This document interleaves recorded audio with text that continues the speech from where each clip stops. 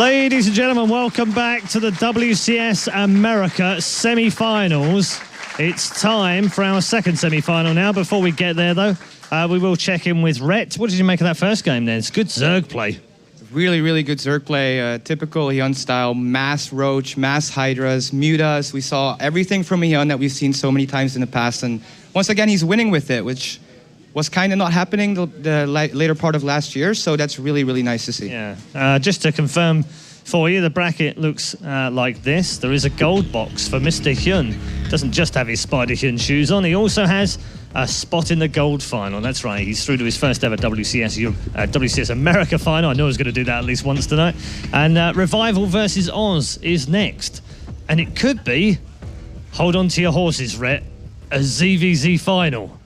Yeah, that would be the first time in a while, actually, I think. That would be the second time that WCS will definitely be won by a Zerg out of all the WCS. So that foresight is actually kind of crazy. I think we haven't seen that since the end of Wings of Liberty, where everything was ZVZ. Yeah, indeed. We've had plenty of Zergs in the final. Of course, Jaedong 3 finals last year in WCS, and Zhu just recently in Season 1 against Zest. But it's been a while, as you said, for a ZVZ final in almost any tournament. So that sounds good, but there's a Protoss in the way right now, and he's playing pretty well as well. Oz. This one is actually a rematch from last year's Intel Extreme Masters, where they were both very, I wouldn't say unknown, because they weren't unknown, but they weren't perhaps considered top tier at the time, and yet both of them had a remarkable amount of success with WCS Season 1 and then Intel Extreme Masters, both having very good seasons. Since then, it's kind of dropped away for Revival. He's gone backwards every season. Second in Season 1, as we said last year, then round of 16, then round of 32, and we were kind of worried about him for a while, but actually he's got it together. He's playing better than ever, actually, probably better than he played in Season 1 right now, and he's back. Flip it over to Oz, round of 32 first season last year, then 7th, 8th, then 3rd, 4th. He's the Vortex of WCS America. We know what happened to him now, but is he able to go one more? I think he will. You know, both those guys are guys who recently found teams, and Oz especially changed his whole look. So it looks like he's feeling good and he's playing really well. So I think he's ready to take the next step. And Revival, just to go back to yesterday against a Polt, which I casted, I saw him play StarCraft that I've never seen him play before. And if he can bring that shape over to his CVP, he's going to play fantastic. And I can't wait to see him. Okay. Yeah, they both had tricky runs through WCS America, it has to be said. When you look at Revival's results, actually, he had to play 3 times in round of 32, 3 times in round of 16 to get out of the groups again, and then he gets Polt in the quarterfinals, and you think, as good as he is, and as good as he keeps coming back from what looks like defeat, he's got to lose against Polt. And yet, he was brilliant yesterday. So what is it, from your point of view as a Zerg, that allows him to keep coming back every time? I mean, the only defeat he's had, when we look back through the groups, Hyun in round of 32 and Alicia in round of 16. And we know what both of those have just done. Yeah, I think he probably plays America from Korea, so he also has the trouble with the servers. But it seems like he really is the type of player that can step it up once it gets to the bracket stage. All his experience, he also played Brood War for such a long time. So I think he's just a guy who's really good in series play. He's really good at analyzing his opponents and then taking advantage of their mistakes. Okay, 2013 Intel Extreme Masters Shanghai. Revival wins and Oz is second. It's a long time ago. In StarCraft terms, it's like 3 years ago. Does it have any bearing on this matchup now? I don't think it really matters. Maybe in the back of your head, Oz is looking for revenge for that final, but as far as playstyles go, so much has changed since then. I don't think it's going to really matter, but it's always nice to see the repeat of a final. Okay, what do you think the key is here? Is it going to be map choice? Is it going to be some mind games? Is it going to be strategies? Is it going to be build orders? What's the most important thing for both the players? I think Oz is a guy who's really smart with his build, so he's going to try to look to do tricky things, and then Revival plays extremely standard. So for him, it's going to be all about scouting Oz out, getting a good sense of what's going on in the game, and then preparing accordingly. Okay, and one final thing. They'll have both sat there watching our last match. They'll have seen what Hyun did. Does Revival get some ideas from that, or does he... Yeah, because he's a very different style of Zerg player, but does he take some heart from that and think, hey, we can do this, we can make this a ZVZ? Yeah, it's really tempting, right? Because you see Hyun, he just makes roaches and hiders and attacks. It's like, it's so good, I'm going to do this too. And then when this happens to me and I try to play Ro8, it doesn't work. So for Revival's sake, unless he's really practiced Ro8, I hope he doesn't take too much from Hyun there, because that was really unique to Hyun's style. I think Revival is better off sticking to his own style. But of course, watching a Zerg 3-0, a strong Protoss like Alicia, has to be good for his overall feeling, and seeing another Zerg makes the Zerg happy, so. All right. Are you going with the Zerg? Do I even dare ask you anything different? Yeah, I'm going with Revival, but not because I'm biased. Just because of the way he played yesterday, I have to go with him. But I wouldn't count Oz out, but I'm going to predict 3-2 for Revival. And a scoreline. I like that, Ray. They're much more progressive than Apollo. He sits on the fence too much of my liking. Good stuff. Ray will be back at the end for the wrap-up on the evening as well. And it's time, ladies and gents, for WCS America's second semi-final. The whole evening has just whizzed by in almost a blur. But if you missed it earlier on, Hyun did win 3-0. Is it going to be 2 Zergs in the grand final in WCS America? Let's find out with your commentary team, the faces of WCS America, Nathanius and Rotterdam. Thank you very much, Paul, and thank you very much, Jos. Yes, indeed, it is time for our second semi-final. After this, we will know the first final of WCS America 2014. Is it going to be a ZVZ or is it going to be a ZVP? Nate, you have any final thoughts of that last series we just saw? That was just phenomenal play by Hyun. I've been holding out for him for a while. He expressed a lot of confidence, and I think even our admin had sent out a tweet the first time Hyun sat down at a computer to play it all today was for that match. The epitome of confidence, and it really showed with how well he dominated those 3 games. And one thing is for sure, in the future I will always brush my teeth before I play a tournament, and perhaps that brings me some luck as well. Oz or Revival is the big question on our minds right now. Revival surprised friend and foe, I think, yesterday, defeating the back-to-back reigning WCS America champion Polt. Even though he dropped a few maps throughout this entire tournament, he looked good all along. We're going to keep a close eye on the map veto process, but I don't think it's going to be a whole lot different than what we saw before. I'm expecting Oz to veto Daedalus, and I'm expecting Revival to veto Youngsu as well. Yeah, it's we've had relatively standard map vetoes, especially for Protoss versus Zerg. I think the most variance we saw was of those Terran matchups, but well, Oz vetoing Yansu, that seems a bit interesting. Okay, well then, I mean, we were right in the veto, but I'm very surprised. Oh, double veto Youngsu, okay. There we go. And that makes a lot more sense. And now it's time for us to let us know his veto as well. Big series for both these guys. A lot of money on the line, of course, a lot of WCS points on the line. 2 players that were close to BlizzCon last year. Neither of them made it, though.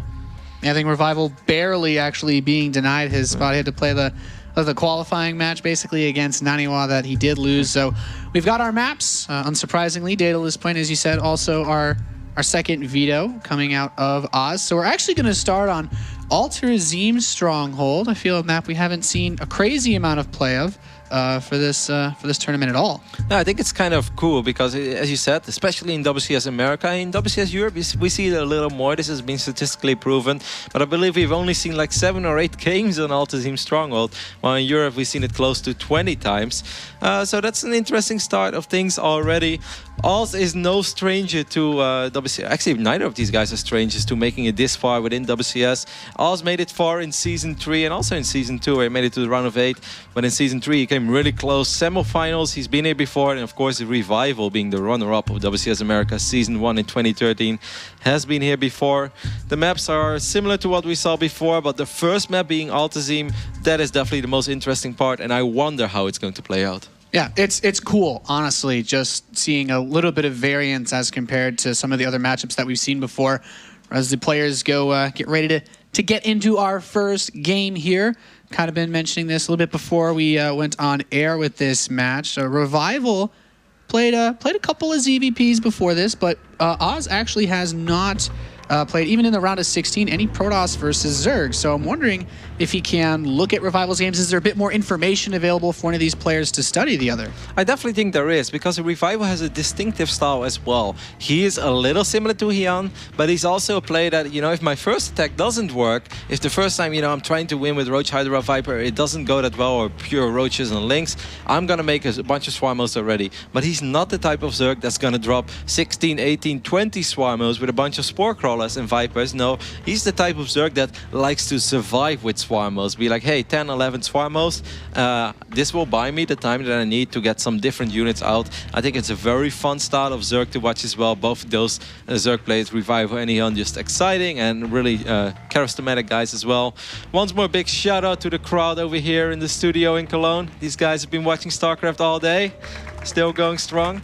Yeah, we had so many people, we had to open up a second seating area just for everybody to be able to watch. A lot of support coming out of the local StarCraft community. Always cool to see. Yeah, of course, a big shout out to all the barcrafts around the world as well. I know there are a few out there, and of course I want to show some special love to the guys in Southern California, as I've been to that barcraft multiple times in Irvine and also the one in LA. It's a lot of fun. So I hope you guys are enjoying yourself with all your nachos, chicken wings, and all the good things that America has to offer. Yeah, that's always home at heart for this semi-final. And we can see here Oz getting ready to start up this match. How do you feel about it? I mean, statistics we have right in front of us, of course. More games played versus Zerg, reasonable rate. But for the matchup overall, especially an Alterzim Stronghold, what do you like for Protoss?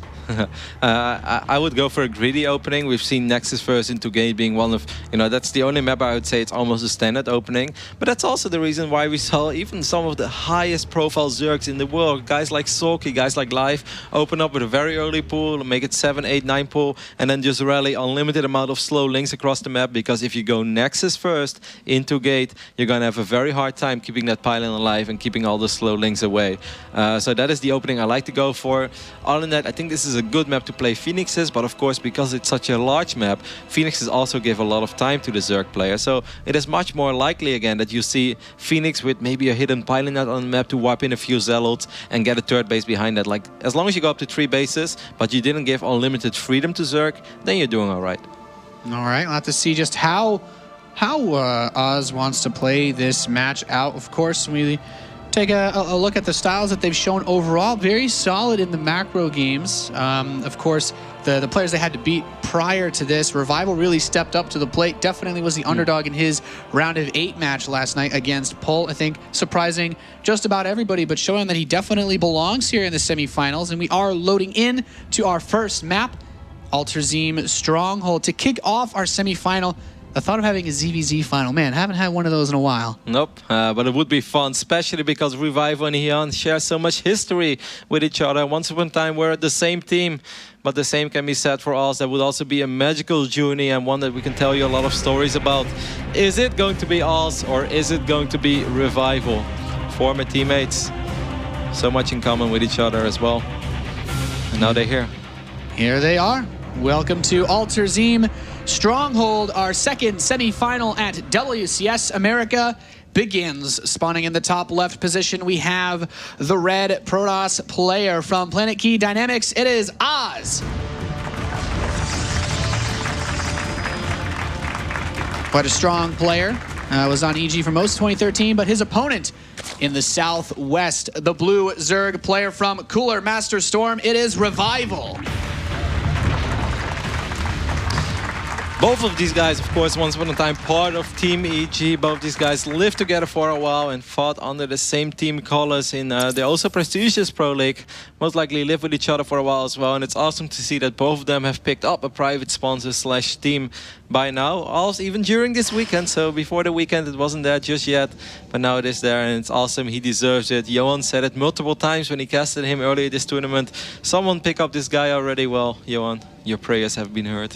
Yeah, and he's already got the results. Some of the better results that these players are definitely having, at least to start the year. Always nice with this almost basically guaranteed top 4 finish for this WCS season. And so far, from both players, we're seeing what seems to be relatively standard. And as you mentioned, what looks to be a very fast Nexus from our Protoss player. Yep, Nexus first and Hatch first for Revival. I wouldn't be surprised at all to see Revival drop another hatchery before the spawning pool. If there's one map where I think it's very okay to do this, it has to be Altazim. Sometimes Zerg players even like to go for the hatch.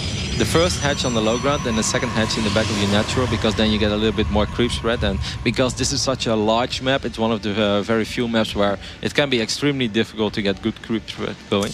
Yeah, there's so much space. I mean, based on the spawn locations, you kind of really have one direction to push that creep towards the Protoss player, but that also means that you have a lot more space to cover if you're trying to find anything like hidden pylons, or even just cleaning up overlords with Phoenix. There's so much ground to cover, and we're already seeing with the very first probe scout from Oz, he's not going to find Revival anytime soon. Yeah, it's very nice for Revival because his Overlord will be able to spot that Nexus, but that Nexus was not able to spot that Overlord just yet, unless Revival messed up. But messing up is not something that this Zerg player does a whole lot.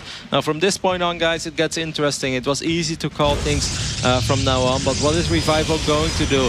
This is an okay map as well to open up with Dark Templars. It's something that a few Protoss players still do because it's such a large map. It's easy to hide pylons around the map, and it's awesome to just wipe in DTs in any phase of the game, but especially if your opponent doesn't expect it early on. But we will see. It could be completely possible as well that it's going to be a Stargate. A lot of Protoss players love opening up Phoenix over here, including myself, just to push those Overlords away, force out a small reaction, and, you know, maybe get a pylon up to wipe in some additional Zealots. Yeah, interesting. This first Zealot is being sent to the southwest. It will actually potentially get to that base before the probe can. And we have Warp Gate on the way. So you'd mentioned before this that some Zerg players will be brave enough to go for a fast pull to punish a Nexus into Gateway. That's the build we've seen out of Oz. But of course, there's no aggressive play to punish it. What can he do from here? How much damage can he expect to get done with even just a first Zealot in this stage? He's not going to get a whole lot done, but he will get a good scout done. I think above all, you know, he's hoping for a free drone or two, maybe a small reaction out of Oz, out of Revival. I think he would also like to know if there are gases already being taken. Small supply block for Oz as well, as Fonka points out, but that's nothing for him to truly worry about. What I do really wonder about is what else is going on. We still have that probe luring around at that fourth base, and that probe could be a very sneaky one. Yeah, he has the potential pylons for the later game. A second Zealot was rallied across. Trying to trade against a few of these Zerglings. Gets at least one, almost two. The Queen is actually trying to do a reasonable job of kiting back behind around this hatchery. Little ring around the Rosie game going on here as waiting for a few more lings to finish. Back home, a sentry comes out, but these Zealots are quite low. Should be able to pick these off. The Stalker actually shows up, but both Zealots are killed, and I think this should be enough for Revival to push this back. Mothership Core actually shows up as well. Yeah, this could have been annoying. Unfortunately for Oz, he did lose both Zealots before those other two units arrived, and these slow Zerglings are just going to ignore the Stalker for now because he doesn't want to lose them. It is important as a Protoss player you don't over-micro this. Obviously, you don't want to lose your units, but make sure your macro at home doesn't take too much damage, because right now still nothing went down at home from Oz. Just now we see two gateways, so he's actually going for a full wall up because he knows that these few slow Zerglings are making their way across the map. With those two gateways there as well, Revival might... Oh, the Zerglings actually still able to sneak in real quick. I didn't notice that. That was actually a pretty large gap. Yeah, I should clean my contact lenses. he gets a full scout off with these Zerglings moving into the natural as well. And he hasn't seen any tech. There's no tech to be seen. A third base starts for Oz as these Zerglings, they get the hug of death from the probes. And that Stalker continuing to poke forward.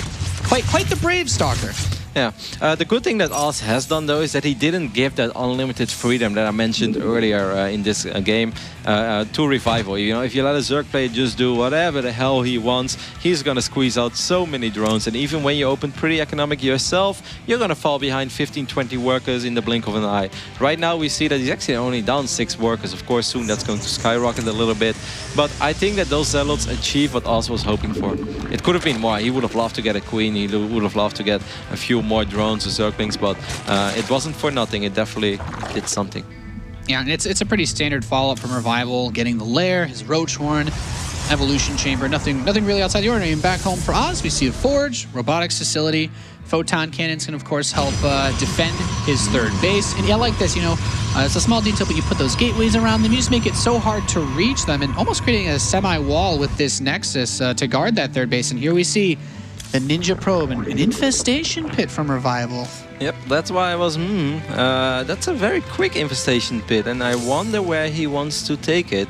I'm just not completely sure right now. RoboBay being wiped in as well, so Revival's not doing this over Twilight like you see so many Protoss players do these days. That Mothership, of course, is going to try to...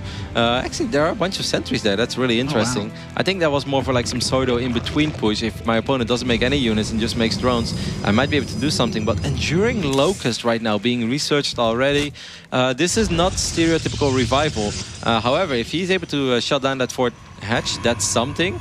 I think he's hoping that Revival just almost has no units right now. However, he's going to see that's not the case, and I think he's going to have to recall this real soon.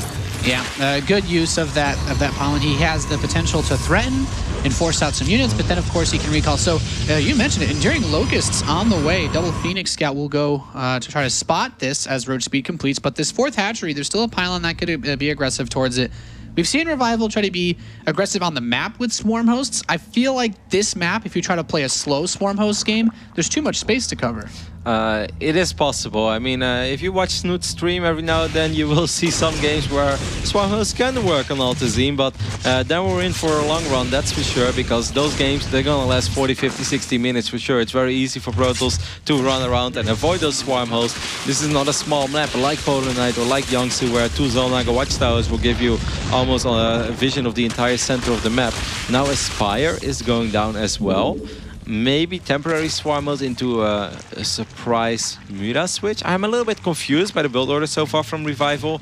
I'm very confused that Oz didn't snipe that hatch when he could have, because you know that would have definitely helped. Yeah, we're seeing some interesting decisions from both players. Revival moves out the first few swarm hosts. The Hallucinated Phoenix for Oz goes right over this, and I like that Revival has this big Roach hit squad as well. No units will be able to just skirt around and try to snipe off these swarm hosts, and he has the potential, if he pushes the army back, to get a lot of damage and to chase with those roaches. So this is for all intents and purposes, I feel a pretty awkward position for Oz, but he does have a Colossus out. He's getting range. And he's still in a reasonable position. I mean, Revival has been a big fan of Roach Swarmos play for a long time. He busts it out every now and then against Protoss. And it's interesting as well, because right now he's definitely forcing us, like, hey, basically you're going to make a lot of Colossus. A couple of Roaches will squeeze through. A few of them might be able to squeeze through on the other side of the force field. Either way, this is going quite okay for us. But we have to keep a close eye on the resource bank for Revival and a close eye on that Spire. Because Revival right now is like, Oz, you make as many Colossus as you want until you feel safe. But I can't imagine that Oz is not going to scout for the Spire, because he has to feel like, hey, this is a little too easy so far. Like, this is not supposed to be easy. This is supposed to be an almost hold, and I'm not supposed to be able to push Swarmos back this easily and this early in this phase in the game. Yeah, he's trying to chase back, but he doesn't have Blink yet. Warp Prism tried to get into the main base, was held off. There's just one pylon on the right side if he wants to reinforce this army, as that Warp Prism does slink back in. But 8 Corruptors on the way. If he sees that, he should be able to pick it off. The Swarm hosts are going to try to push this army to the side, but he can still get to that 4th base without too much trouble. The Corruptors barely missed that Warp Prism for now. Yeah, but it's very nice that he at least has the Corruptors here. So he will be able to take care of that Warp Prism, otherwise it would be a big nuisance. But I really like Oz's position. Yes, he's down 40 supply, but when you have Roach, Stalker, Sentry, Colossus with reasonably upgrades, Blink ready, and you're playing against Roach, a few Swarmos and a few Corruptors, if you get the right engagement, these Zealots do not have charge yet, so they're not as effective as they normally are. I think if Oz takes good fights, he should be okay.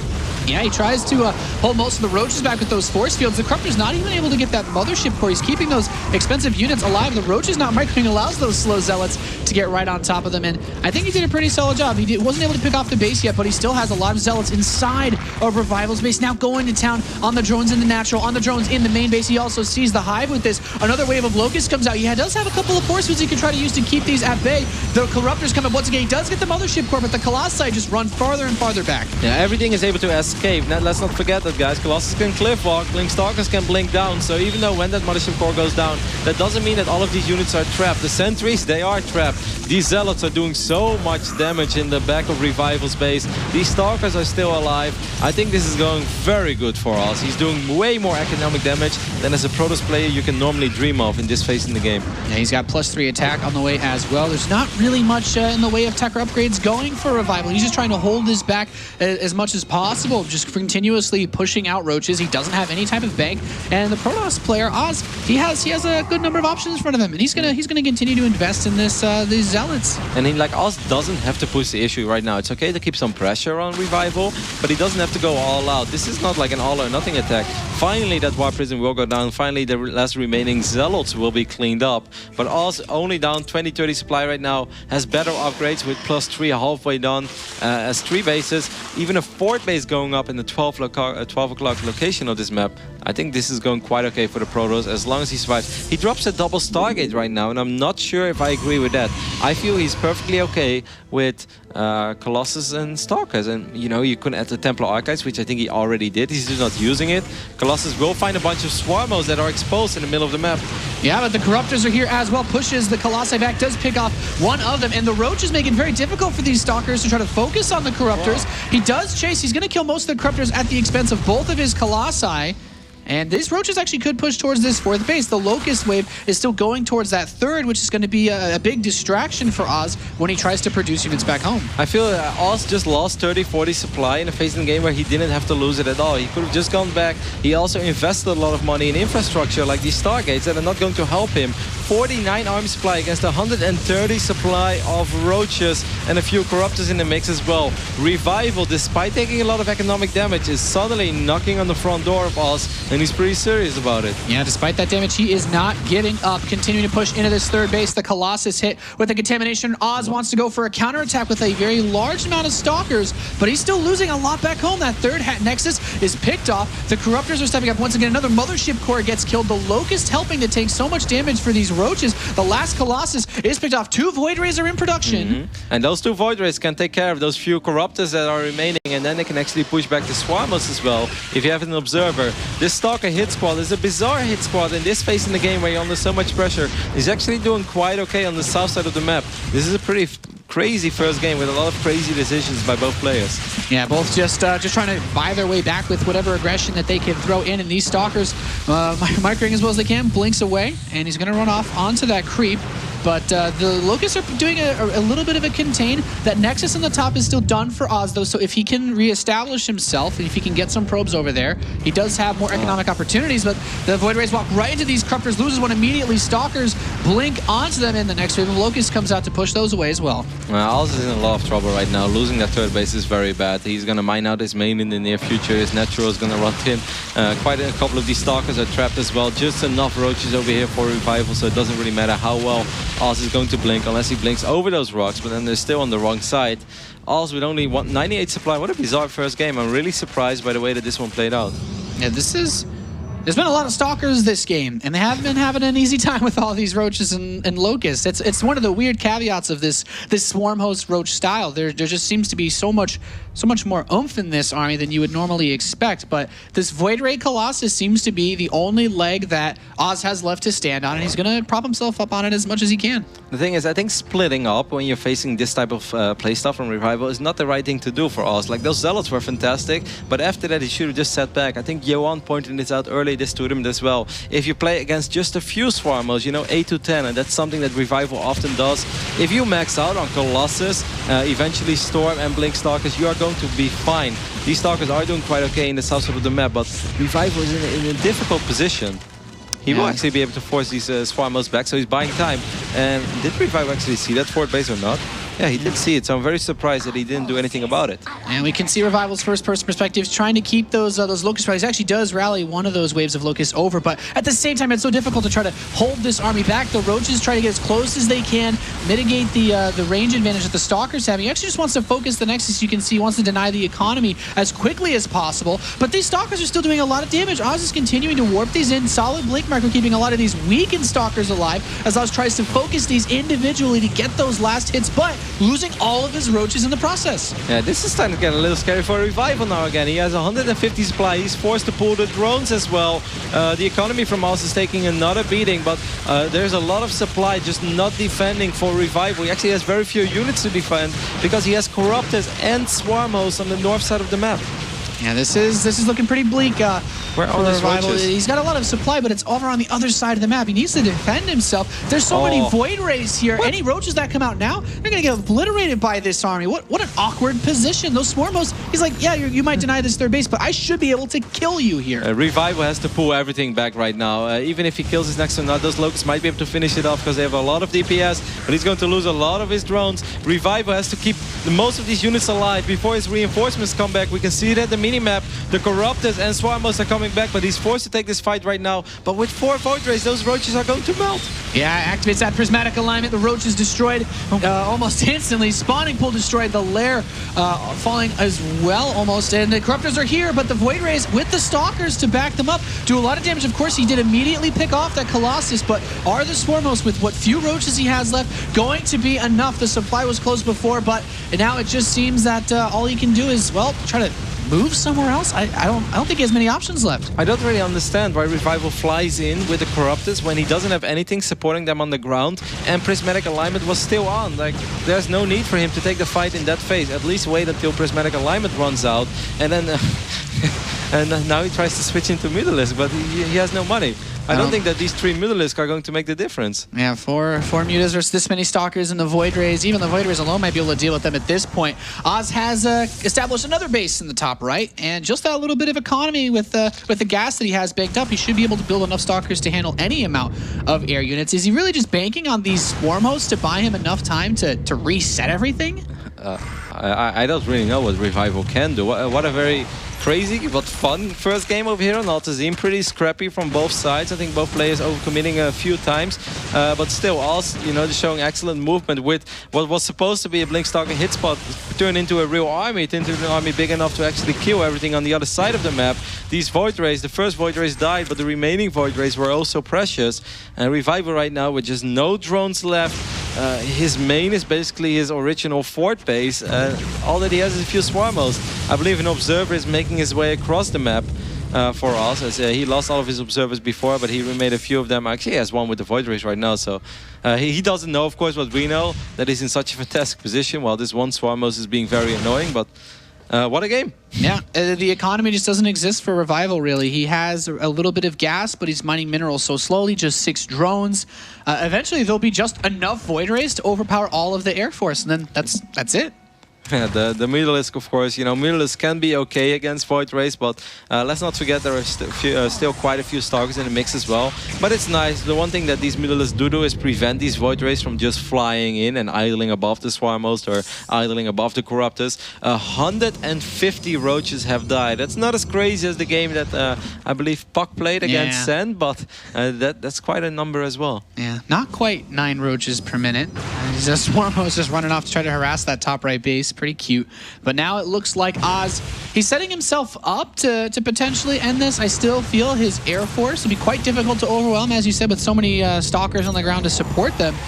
And here he comes, maybe looking to just crash through this first Locust wave, just fight it head to head and take out the rest of the army. The Mutas come up with the Corruptors. The Archons obliterate that force. GG Oz takes game number 1 in our second semifinal here at WCS America. Pretty bizarre first game over here in the second semifinals of WCS America. Oz with a couple of questionable decisions, but also a couple of awesome decisions. And Revival probably wondering, like, hey, I really felt that I was in a good position, and you were, because he was up a solid like 100 supply in a certain phase in the game. Oz dropping below 100, Revival still being around 180. It looked like Oz was down and out, but never give up, never surrender. He was able to make magic happen. Yeah, it was a fantastic game. It seemed like earlier on it was going to be. It looked like Oz had a great position, and then Revival started to take better and better trades, pulling himself closer and closer in this game. And it just seemed like maybe his Swarm hosts were out there a little bit too long. It didn't seem like he showed enough fear or respect to that attack that was coming towards his fourth and his third base. Really fun first game though, but very back and forth, and it's kind of what we expected. Red predicted a 3-2 for Revival. A lot of people thought that this was going to be a very close series. 2 players, of course, that know each other very well, share quite a bit with each other, even live together for a certain point. Should be a very fun series. Our second map is going to be played on Polar Night, and if Revival wants to display us a similar style, there is a big chance that it's going to be a lot more effective. And right now he's also showing off his biceps. He's like, Oz, you may have been working out, but I got biceps too. Yeah, the jacket comes off. He's quite serious as we get ready for the second game. A really, really nice first game. It's definitely showing so far that both of these players definitely have what it takes to go the distance in this match. But I have to say, that still felt like it could have been anyone's game, and it makes the rest of the series still hard to call, even though there is a 1-map lead now for our Protoss player. Oz is ready. We are almost ready for our second map in this series. It's going to be played on Polar Night once more. It's been a long day of StarCraft over here. It's 1 AM currently in Cologne, Germany, but we are having a lot of fun. We know the final of WCS Europe, and after this series we will know the final of WCS America as well. Is it going to be a ZVZ finals or will it be PVZ? Yeah, I feel like at this point, no matter what happens in this best of 5, I feel like I'd be really surprised if it ended up being a clean sweep like we saw in a different semi-final. It's Oz versus Revival, Protoss versus Zerg here in the second map of our WCS America semi-final. In the bottom position of Polar Night, we have the red Protoss player, sponsored by Planet Key Dynamics. It is Oz. Very back and forth game, lots of harass, a crazy amount of slow zealots doing lots of damage to this player in the top position. The blue Zerg from Cooler Master Storm, it is Revival.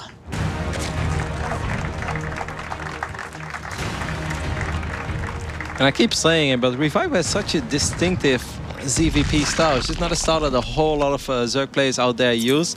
And if he wants to do something similar again, like we saw in Altazim, it's going to be a lot more effective on Polar Night, because then the Swarm hosts, they just arrive a little bit quicker and the pressure they're putting on is a lot more real. Just a few force fields like we saw the first defense from Oz is not going to be enough. It's going to be a lot harder. Either way, we will see. You know, it's really funny when you look at Oz history within WCS America. In 2013, Season 1, he lost in the round of 32. In Season 2, however, he had a great run and he made it to the round of 8. In Season 3, he made it to the round of 4. So, you know, it's only normal that this time he goes all the way to the final. That would be really cool. Quarterfinal, semi-final, and final, 3 seasons in a row. Very impressive. The climb to the top, the American dream for Oz in WCS America. As he has opened up with a Forge, I like the drone scout from Revival. You feel like on this map, if you wanted to do something like open up hatchery first, it's important to know whether there's a Forge on the map, as this can be, or has shown itself to be a reasonable cannon rush map in many a game. Definitely. Oh, yeah, awesome. And the preemptive pylon. I won. I would be very surprised. Revival even dropping the hatchery at the original turret location. He's not taking any chances. This is very funny how this is going to play out, because you know that spawning pool is not ridiculously late. I really wonder where Oz is going to take this. This is a big investment, guys. There's one drone knocking on the door as well. One cannon will be warped in. You know, you can say, okay, that cannon might go up. It's going to be a little harder for Revival to take his natural, but it's not like this is for free for Oz. Look at the Nexus, for instance. Oz's Nexus is very late, and Oz has not scouted this hatchery on the right side of this map yet. What is going on? This is a massive Is he going to drop investment. gateways as well or something? This is so expensive for Oz to throw all of this up, and there's not even a hatchery yet. These Zerglings just run by. And they can actually just run to the other side. Okay, there will be a cannon, never mind. Oz will be okay. And now he drops the Nexus. So this is a pretty bizarre opening over here on Polar Night. Yeah, I say Polar Knight's not necessarily the worst map for cannon rushing, but when your opponent, he didn't go hatch first, and now he sees that hatchery, you think Oz starting to think, okay, I guess he kind of expected this. But Revival, I mean, it'll be hard for him to transfer drones, I guess. I think on a certain point he definitely expected it. He's like, hey, why does he like not even bother about my cannons over here? Isn't this supposed to freak him out a little bit? He's still keeping that probe around as well. As a Protoss player, it is very nice to have a pylon in your opponent's natural, because maybe right now it doesn't do a whole lot other than denying that hatch, which is already good, because hey, you're not facing an uphill economic battle. But it is awesome when your warp gates are ready and you will be able to warp in immediately on the other side of the map, and you can keep this into a very low eco game, because you force the Zerg player to make units in the face in the game when he would rather not make units and much rather make some drones. Yeah, it feels like an unusual set of circumstances. This probe comes in, he confirms his base once again, the Queen is out. Do you feel that Revival having a base, you know, having contact with the outside, I guess is one way to put it, does that give him any opportunity for a counterplay, or we just maybe see him just get up to roaches to kill the cannons? There's 3 cannons. Yeah, I mean, he's mining quite a bit of gas already. It is definitely possible, even though those extractors were late. It's not that like they were super late, but then again, you know, if you're on 2 bases, very well. This is a pretty quick layer, 5 minutes and 55 seconds. I wonder what he's going to do. Now, I had similar games like this in the past, and I do not think that Revival is going to react the same way as some Zerg players that I've played against, but often when I open up like like this, I died against very quick Swarm host counter pressure, because as much as this slows down the Zerg, it also slows down the Protoss. Robotics facility already being wiped in. Revival is up 6 workers. I really wonder what he's going to do. You know, it could be Nidus. Okay, well, Ro8 is going down, so maybe it won't be counter Swarm host play. Yeah, it feels really, it's a situation that I honestly feels like it occurs so rarely. It's hard to necessarily predict what they'll go for as that layer does come close to completion. But I feel like the robotics facility is also important. Even if he gets a fast sentry, some sort of scouting, he really needs to know what Revival is doing. He has the cannons and the natural, but is it going to be, as you said, potentially something like Swarm host or maybe even a Nidus Swarm? Yeah, it could also just be a normal play from Revival. That's just like, hey, you know what? I didn't really take any economic damage from these crazy shenanigans that you threw at me. Right now, I'm up 7 workers. He needs this Ro8 though, guys, because if he doesn't make the Ro8, he knows that soon Oz will be able to warp in a bunch of Zealots. And if those Zealots have +1, then you have an identical scenario to what we saw at the BlizzCon final between SOS and Jaedong, where you can just keep warping in +1 Zealots and they will kill unlimited amount of Zerglings. That's just the way it is. And, you know, then the Protoss player can do pretty much anything behind that. Double target is excellent, or pretty much anything. So Revival needed that Ro8, because otherwise he just would not be able to deal with Zealots being wiped in on the other side of the map. But I wonder if it's just going to be the Roaches, how's he going to deal with the Immortal Sentry follow-up, which I'm expecting that is coming from Oz. Yeah, this feels like a smart play from Oz, and the fast that he can get this going, he has 1 Mortal out already. He's halfway towards the second one. This was scouted with that Overseer, but he's coming down the ramp, going to pick up these Photon Cannons now. Very important, as you said, Warp Gate is just about to finish. The last thing he wants is units being warped into his main base while those Immortals show up. And good news, I think I brought the Queen down to transfuse. You wanted to kill those as quickly as possible.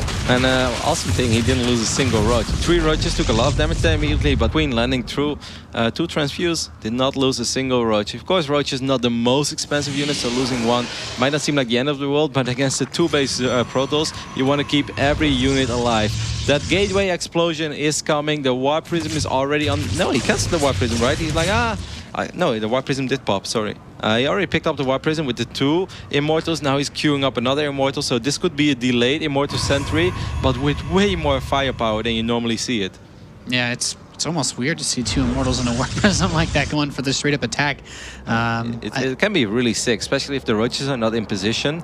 It's not as good as it would be in a PvP, where they 2-shot workers. Of course, drones have 45 HP, so they need 3 shots, but Immortals fire very quickly. However, this is a pretty big Zerg army that's going to march on the other side of the map. There are plenty of sentries, also Immortals, so I think that all should be fine, especially if he has a Mothership Core, which he does. These 2 Immortals are going to do some serious damage. Look how much damage they do to buildings. Yeah, you might be able to pick up that spawning pool, and that is definitely going to be annoying. Warps in a few Zealots as well, and if he gets this Ro8, that is all of the production really for Revival. He won't be able to make any more units that can fight. Well, he gets both of them. He gets the spawning pool, he gets the Ro8. Still more Immortals at the production tab at home. This is going really well for us. He is up 3 workers right now. He just took out a spawning pool and a Ro8. That's not something you see every day in a PvZ. Blink is being vicious as well. You know, Oz doesn't even have to go for a 2-base push right now. I think it will be fine. I think it's going to be excellent. I think it's going to hit very hard. But if he decides to go up to 3 bases, with the economy that he has, with the economy that Revival has, that wouldn't be a bad decision at all. And we see Revival's actually just going to go straight into Hydralisks. I don't believe he's replaced that Ro8 just yet. He's going to try to saturate his bases again. And with this, but the potential of this push coming, droning up, you know, it feels like he definitely was an even economy, and it's not necessarily where you want to be. But with this Warp Prism still threatening, and the potential of that push, it feels like, how do you get enough units to stop this attack that could come? Revival squeezed out 15 drones, so right now he's close to 60 workers, or 55 actually. He's gonna have to produce units and units only, but I still think it's going to be very hard. Just now he's researching Groove Spine, so he's not gonna have Hydra speed for ages. I am pretty damn worried. The supplies are closer than they should be. The only good thing he has going for himself is that he will have Hydras. That's something that you sometimes don't have. Like, this is bizarre, because sometimes when a Protoss player goes for Immortal Sentry, they move out, you know, around the 9-minute mark, 9 minutes, some seconds. These Immortals are still going to town. They might get the Hydralisk Den this time, even though it's going to be close. Is he going to play with fire? I think yes, he is. He's going to get the Hydralisk Den. He will get the Immortals out as well. Oh, sniping buildings like he's pulled.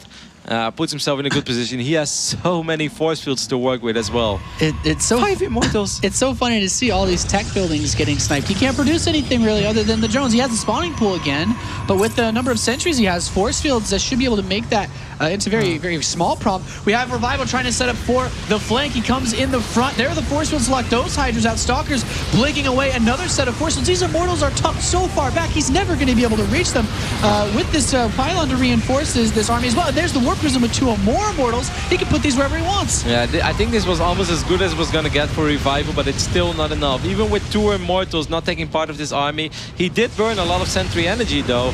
Blink will go down. A couple of these roaches were misrallied. Right now 73 supply against 63 supply. There are no upgrades for these Zerg units. There are upgrades for the Protoss units. All 5 Immortals are still alive. Well, that's a bad day to be a Roach. Roaches have been very successful this tournament, but right now I wouldn't want to be a Roach. No, certainly not. I would burrow and burrow far away. He does have burrow, but I don't know if that's going to be the saving grace of this game. He's like, okay, you got spine crawlers there. I'll just go to the other base.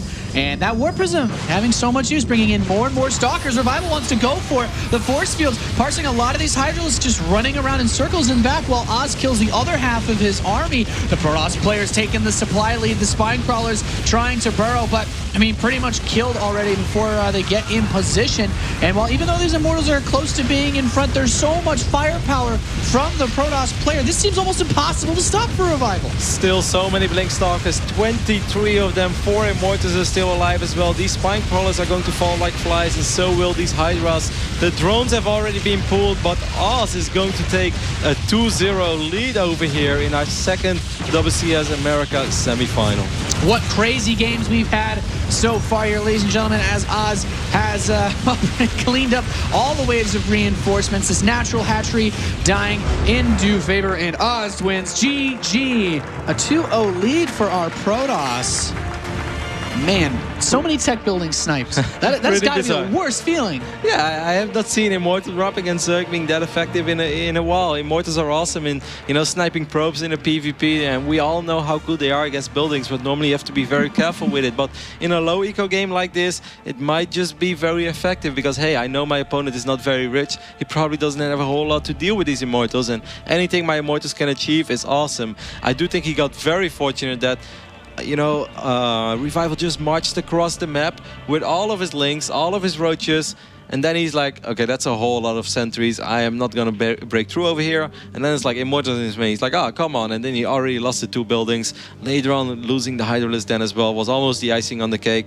I think Oz played this unorthodox, low economy game very well, and Revival got a little bit unfortunate with his army movement. Yeah, it feels, especially when you look at that early game, if you've ever been the Protoss player to try to cannon rush, just putting 3 cannons down on a base when you're not even really forcing a hatchery cancel can feel quite dangerous. But Oz, he seems to have been pretty well prepared for this series, especially with the build orders he's using these maps. Yeah, I think you make an excellent point there, because as a Protoss player, you know, it's awesome to have cannons there, it's awesome to have a pylon, but if I don't kill a hatch, if drones have not been pulled, I have kind of mixed feelings about my pylon and my cannon there. It's like, you know, okay, this is kind of good because he doesn't have 3 bases uncontested, but, you know, I also slowed myself down a little bit. I don't really know what's going on in the main. Because of all these cannons, my observers, my sentries, everything is going to be later. I'm not exactly sure what crazy stuff I have to worry about, but Oz just seems to be very experienced playing from that position, and he's like, hey man, as long as he's on 2 bases, even if he has a few more workers than me,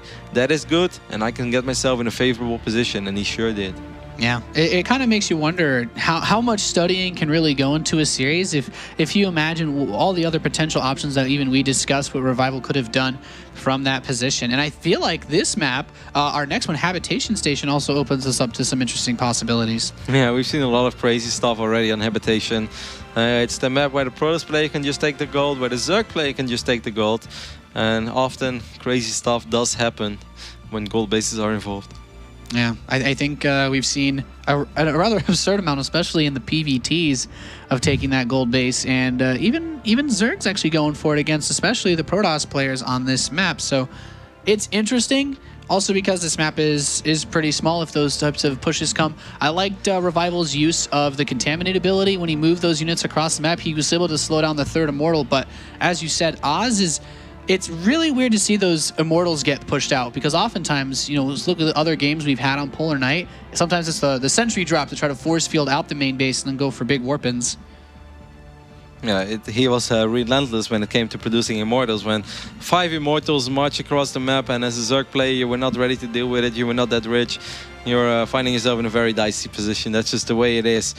Man, one hell of a challenge awaits for Revival. He has to win 3 consecutive matches to make his second appearance in the WCS final. He did it in WCS Season 1 in 2013, and he's going to have to win 3 in a row right now. We found ourselves in a similar position in the last series, and we saw that the first 2 games between Alicia and Hyun were also quite close, but then you just, like, you know, it can be mentally very hard when you know you have to win 3 in a row, especially if 1 or 2 things don't go in your way in that deciding game. It is borderline impossible, but perhaps Revival can do it. He's very experienced, he had success. Once upon a time, he was able to defeat Oz 4-0, so, you know, he has done it before, but the matchup has changed quite a bit ever since, and Oz has changed quite a bit ever since. Yeah, it's interesting because when you look at that first game, it was so back and forth. I'm thinking to myself, okay, Oz is up 1 game. This series has to go 2-3 with how back and forth that game was, and then just that unorthodox type strategy in the second game for Oz to secure a pretty easy second win. Revival, if he gets 3-0'd, I'd still be really surprised he's played so well. It's really, I almost feel like we'd be denied more potential epic games if this was over so fast. Interesting as well, if Oz makes it to the final of WCS, that would be the biggest payday of his career. And I'm pretty damn sure that the same can be said for Revival. Because even if you lose the final, guys, you will walk away with $15,000, an insane amount of money. And the same can be said for Revival. Of course, he did get $12,000 for his runner-up of WCS America Season 1. But this season, or this year, the prize pool has changed a little bit. It's been up, so a lot on the line for both of these guys. So much money, Nate. Yeah, lots of maybe earners. There's some pretty big earners on the other side of the pond as well in WCS Europe looking to. Yeah. I think it's amazing that the Season 1 of 2014 is the same final as the Season 3 of 2013 in Europe. I think that's pretty bizarre. That's pretty unique. Back-to-back. Sometimes you see, you know, players making back-to-back final appearances like Polt, but to see the 2 same guys in the final, 3, 4, 5 months apart, or even 6 almost, you know, it's been a while. I think that's very cool. Just shows how good those players are. Scary good they are. But it looks like our players are actually just about ready to start this game up. Habitation Station. Do you think where Oz clears a 3-0? No, I still believe that Revival can turn this into a series, but it is going to be tricky. Habitation Station is a map where I feel balance comes down to personal preference. I know there are quite a few Zergs out there who love it. I know there are a few Zergs out there who don't like it that much. We've seen Immortal Sentry be extremely strong in this map. It doesn't really matter what version of the strategy you go with, you know, whether you decide to add in Blink Stalkers or not. It is a good map for strong 2-base pushes. It's pretty narrow, a lot of choke points. Force fields can be deadly. And Oz has shown us already in this series that we don't have to worry about his capability of dropping excellent force fields. Yeah, especially in those later stages when he makes these big pushes. But we're loaded in. We're ready to start game number 3, potentially the last game of this series. It feels so crazy to say with how well both of these guys have played. We have our first player up 2-0 in this series, the red Protoss player in the top left. Sponsored by Planet Key Dynamics, it is Oz. Some great back and forth game in the first map, and then game number 2 bringing the aggression. Can this guy bring it back? He needs to turn this series all the way around 3 games in a row if he wants to move on to the finals. Our blue Zerg from Cooler Master Storm, it is Revival. The Zerg that we're looking at has played an absolutely phenomenal 2014 WCS Season 1 so far, but he's going to have to step it up. He's going to have to do better than he ever did to win 3 games in a row against this amazing Protoss player that is Oz. Oz dropped this pilot on the low ground. I wouldn't be surprised if he has similar intentions to what he showed us on Polar Night. You know, in a way, Polar Night and Habitation can play out a little similar. With that pilot on the low ground, he can still drop a forge. He can still decide to cannon on the other side of the map if he wants to. Revival, even scouting southwards with the drone, wants to make sure he doesn't die to something silly as a double gate proxy. Yeah, it's very clear that Oz has instilled fear in Revival's heart. He wants to know 100% what's going on, being very aware of his opponent's build order, and that is going to be the forge again. He immediately sees it, and with this drone, now he knows, okay, definitely have to open up with a pool first, because even though I went pool first last game, he was still willing to cannon rush my natural. Yeah, it's a little harder to put yourself in a similar scenario as we saw on Polar Night. Like, Polar Night has a little more ability to create a cool little sim city and put a pylon in an excellent place that makes it very hard for drones to deal with. However, if you have nothing here to deal with that probe, Protoss players will always find a way to drop a few pylons and get a cannon up in a good position. We see Revival dropping his hatch first at the gold, as he knows that the probe is not there, and for now it's safe. Yeah, this should be spotted by Oz. He checked the gold base at first, but the scouting drone coming back, I wonder if he's aware of where that scouting drone went.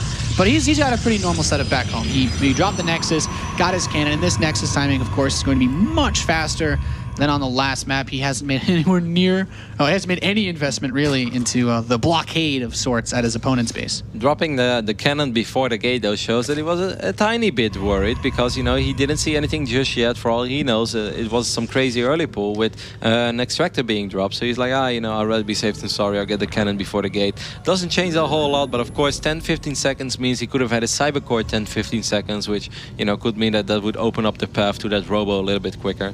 So Oz is playing it a little safe as well, not taking unnecessary risk over here.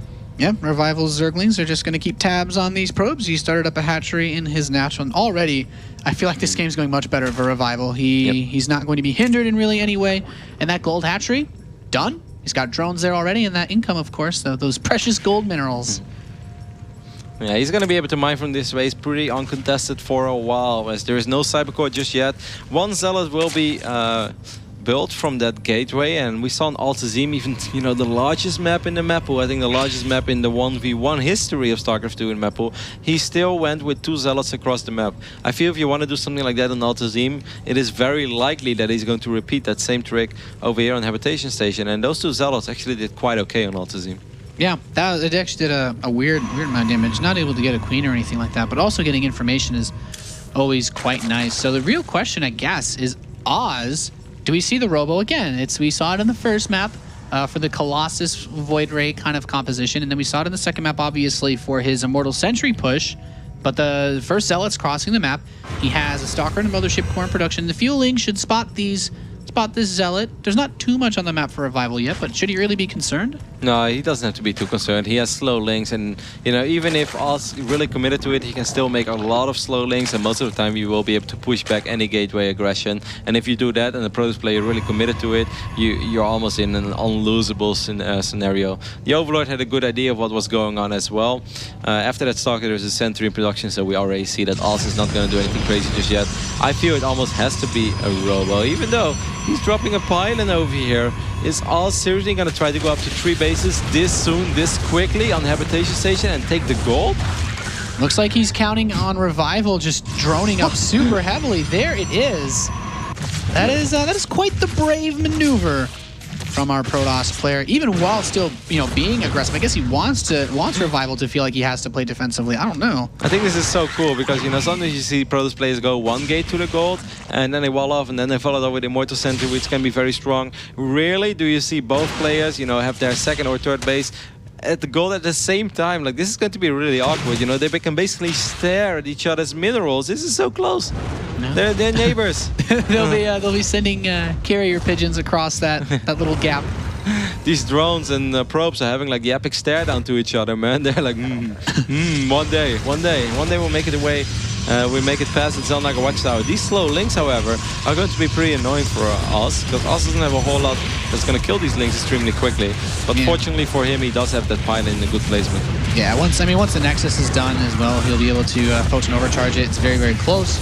It doesn't even look like he'll need to. The Sentry's actually going to come up, take some damage from the Zerglings, gets one of them under that the yellow health zone. But the Nexus finishes, and I honestly feel like in this situation, if the Protoss player secures this gold and locks it down, it's a very short walk with units like Colossi that can kill workers from the low ground. I don't know if it's Oz's style, but there's even been some weird games I recall in Pro League where Tempest came into play on a map like this. But we do have the Infestation Pit on the way and those Roaches, so Survival just do what he did in the first game? Yeah, but I think it's excellent to go Infestation Pit in this phase in the game when if he can control the Zelnaga Watchtower and he can start rallying Locust in, I have a hard time imagining how Oz is going to deal with this. I think he's going to have to avoid it. I think that would be the best thing, but you know, if he burrows those Swarmos near the Zelnaga Watchtower and that Enduring Locust upgrade finishes, those Locusts will be able to start chipping away at those gateways, will start chipping away at that pylon, maybe take down the cannon, and it's just a matter of time before they start working on the probe. So I completely agree with Swarmos in this game this phase in the game. Also, of course, dropping that Robo Bay as Colossus is still the best way to deal with Swarmos. I'm very interested to see how this will play out. I would almost say that I should go pretty quick double Robo, as I feel that, you know, one Robo Colossus production might not be quick enough. He does have a few sentries, they will buy time for himself. He drops a lot of cannons as well, because, you know, normally, as you said, Nate, if you can secure this base as Protoss, you're in pretty good position. Yeah, it almost feels like, and I'm kind of wondering, how many Swarm hosts will Revival make? We've known him, he likes 10, it seems to be his golden number, but on a map like this, if you can break that gold base, it can be a lot more effective, especially with how short the distance is. But it looks like he's saying, this positioning, if the Swarm host, if he has to hold a lot of his forces in that gold base, then the Roaches and Zerglings can put pressure on the natural. Right now there is a Twilight and there is a Robo Bay, but he has committed to neither of them. There are a few sentries over here, but he's not paying attention. Also losing a sentry with a lot of energy. Forces go down, but he doesn't even have that much DPS in that army. Meanwhile, the Locusts start picking away a few of these sentries that were at the gold base. I feel that these first trades are pretty okay for Revival. Yeah, he killed 2 sentries by that gold base. Still Locust rallying there, and he actually kills the cannon at the natural expansion. This is, I feel, a fantastic way to abuse that Swarm host. He's a bit brave. He does survive. That Swarmos is really wanted to be a Roach, but he will survive, and since there is no observer with that army anyways, he's going to be able to sit there for a while. There is one observer on the map, but it's sitting in the natural. The Warp Prism harassment on the other side can be awesome, but 13 Roaches are on the production tab, so if Revival pays attention, which he does, he can take away, he can take out these Zealots immediately. Yeah, phenomenal defense. Blink is halfway done, so is +2 and the Colossus range upgrade. And despite all the trades that have gone on, there's still, you know, no real economic damage done by Revival. So there's still an opportunity here for Oz as he comes out. There's no Roaches to support. These picks off a few of these Swarm hosts. And while there are Roaches coming in now, even with that Guardian Shield, that one Colossus actually gets picked off before range finishes. A bit sloppy, it feels like. The Locusts are starting to break those cannons down as well in the gold base. Yeah, I think that Oz was just doing too many things at once. Of course, a mistake to lose a Colossus against Roaches like that, but he did push it back a little bit. But if you take a look at his supply, 162 against 108. There are quite a few Swarmos still on the map. Revival already starts producing Corruptors, and Corruptors will be okay against the Colossus, but I really wouldn't have minded to see him make some more Swarmos, and I think a lot of Zerg players would agree with me right now. It's not like, you know, Oz is having a bunch of Colossus, like the Colossus wall in hold position, chipping away, or like shooting down all those Locusts. Like, no, Oz is barely stabilizing, so I feel every additional Swarmos right now is a bigger problem for Oz. But Revival decides to go with the Corruptors, which will take care of this Warp Prism, so that is nice. And it's not necessarily the wrong decision, but I definitely think right now more Swarm host is cash host. Yeah, that's, you know, it really doesn't seem to be the way that Revival likes to do this, though. He's still sitting at 8 Swarm hosts. He's getting Roach Burrow movement now, as well as Burrow, so he's really committed to these Roaches. And we can see from his first-person perspective, a lot of that focus is on getting that creep up, allowing his units to move out closer, but he has just Roaches and Corruptors to hold this off. The Guardian Shield gets popped. Revival just trying to get everything as close as possible. He even has the rally of the Swarm hosts to try to flank this army as he targets these Colossi, and it looks like he should be able to pick them off. There's still a good number of Corruptors. He gets both Colossi, and the Locusts are actually making this a bit awkward as the Roaches die.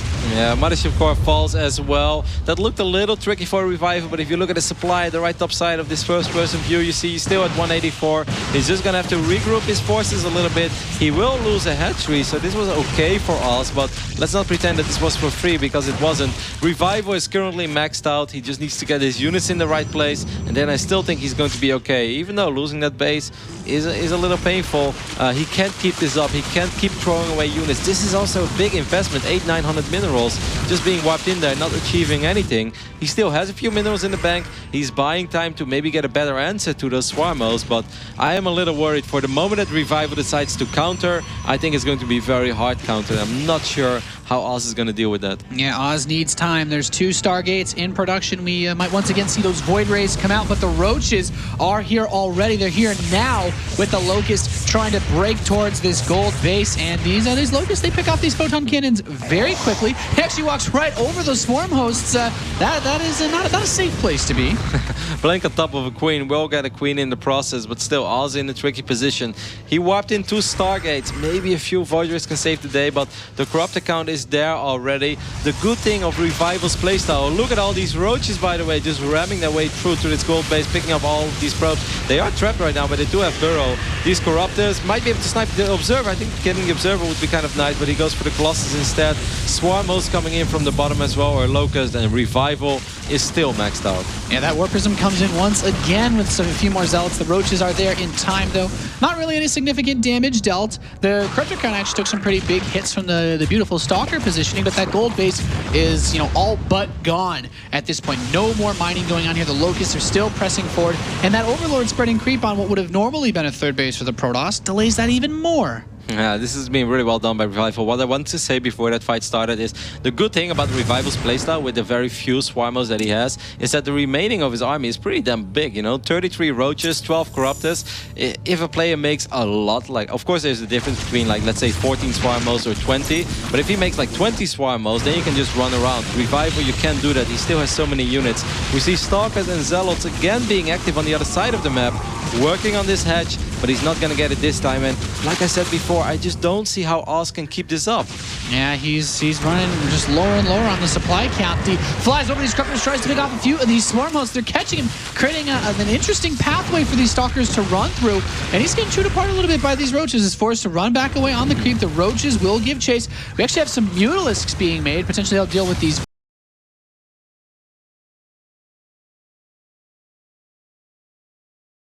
He has the economy to get a good number of mutas for those Void Rays. He can make as many Mutalisks as he wants. A few Corruptors will fly in. There is nothing to protect these Void Rays. Now the Stalkers come in. 1 Colossus is going to fall. 2nd Colossus taking a lot of damage. Revival's losing a lot of Corruptors over here, but it's okay because he is so rich. He is on 4 bases and Oz is just on 2. Yeah, that 3rd base denied once again. 13 Mutalisks on the production tab will be a reasonable answer to these Void Rays. And I mean, they are going to town on these Roaches, but there's not enough Void Rays to kill them quickly enough. I think this is so cool. It looks a little bit like a Heart of the Swarm animation trailer. It's just like a few Locusts, a few Roaches, a few Corruptors, an Overseer, and a few Mutalisks arriving. This is not normally how you see Mutalisks being used in this matchup, but it works because they will be able to pick up those Void Rays. And if those Void Rays fall, the Roaches are going to go to town to everything that Oz has. Yeah, a little bit of everything for Revival to keep himself alive in this best of 5 with the GG there from Oz. And phenomenal play from Revival. I think we've seen a little bit more of what he can do when he is, well, allowed to do pretty much whatever he wants at the start of the game. Yep, this time he did not fall behind early on, and he played it very well. This style, as I said as well in the start of the game, it just makes so much more sense on Habitation Station than it does on Altazim. Altazim is a lot larger. If you have to pull those Swarmos back one time, and we saw even in this game, there was this one moment where, you know, he would have maybe been fine without the Locust, but it was so nice that those Locusts did complement those Roaches a little bit and helped out and be like, hey, we're here, this time we're defending. All right, we defended, yeah, we lost the base, but we killed Colossus, we took care of Zealots, we killed a few Stalkers. That means we can go back to the other side of the map again, and that is something that's just not possible on Altazim, as Altazim is just too freaking big to do that. Yeah. You can't be aggressive, defensive, aggressive with Swarmos, but on a map like Habitation Station, you can, and excellent use of Swarmos by Revival. Yeah, it's funny because in games where you have large numbers of Swarm hosts, you try to spread the Zerg player too thin so that you can find a hole to push in through those Swarm hosts, but the way that Revival played and the way that gold base was taken, he was spreading the Protoss player thin. He couldn't defend the natural and that gold at the same time. So we're moving on to Frost. for our next game. And I still feel this is actually maybe a bit more even of a map for both of these players. And I'm excited to see if Revival can bring us to, well, I guess, the rubber match, or if Oz can close things out. I would love to see a rubber match in the last match of today here at WCS Finals for Europe and America. Is it going to be Oz who's going to close out this series 3-1, or will Revival be able to even things up? Well, Nate, take it away. It's time to find out. We are on Frost, and our first player spawning in the bottom right position opened up 2-0. He needs this game to close the series out. Can he do it? From Planet Key Dynamics, it is Oz. The great and powerful here, trying to get into the finals here for WCS America. Little cheering from our wonderful crowd, and our Zerg player in blue in the top left needs this game. He's one way there, needs 2 more to win this series. From Cooler Master Storm, it is Revival. Interesting that Oz sends his probe across the map immediately, but it's the right decision as he will find Revival's base there. And again, that pilot on the low ground, I wouldn't be surprised at all if he decides to, send one more probe down to the low ground, maybe drop a Forge, or is he just going to play it normal and follow this up with a Nexus after he scouts this and maybe just try to block the hatchery a little bit. We see on the minimap nothing is moving down just yet, so Oz will most likely follow this up with a Nexus first, and then we'll just be like, all right, we're going to play a macro game from here on. Cross position, I think it's exciting. I love it. I think it's the best way to play Frost. For Revival, it might be a little disappointing because I think his swarm host style, the 8 to 10 swarm host, would definitely benefit from close spawning locations. Yeah, that's a pretty nice scout for us too. I mean, scout on pylon. Usually you do, of course, do that when you want to make this Nexus first play, but Revival, he can't go hatchery first, even though there's obviously no threat that we can see, but he doesn't know that for sure. As the hatchery does begin, and I like that Oz still kind of poking around with this probe. He would like Revival to be, I guess, as scared as he can, and he even goes gateway straight after this Nexus. He would have liked to block that hatchery a little bit longer as well, though. We saw that probe didn't even take a whole lot of damage, but Revival got that hatch down, I would say 15 to 20 seconds quicker than he should have been able to get it down. So that's nice for Revival. Oz might be beating himself up a little bit for that. But yes, as you said, it's a gateway follow-up, so Nexus first into gateway. It's something that he can get away with because he has been scouting. Still, if a few Zerglings would make their way across the map immediately, it could be a little tricky because, hey, it's going to take a little while before your Zealot is there, but yeah, everything will work out, and I don't think that Revival is going to make too many links. Yeah, just 2. Enough to shoo away this probe and move a drone out to go and take a 3rd base. And this is really nice because, a lot of people talk about how the gateway after Nexus, it comes off as a greedy build, but it really allows you to get that warp gate and, your subsequent tech very quickly. It is greedy, but this time it was calculated, scouted, of course, and that is the most important thing. He got a little fortunate, he was able to scout it immediately. Revival takes the turret closer to the Protoss, which is interesting as well, as often you see them take it, in the 11 o'clock position of Frost.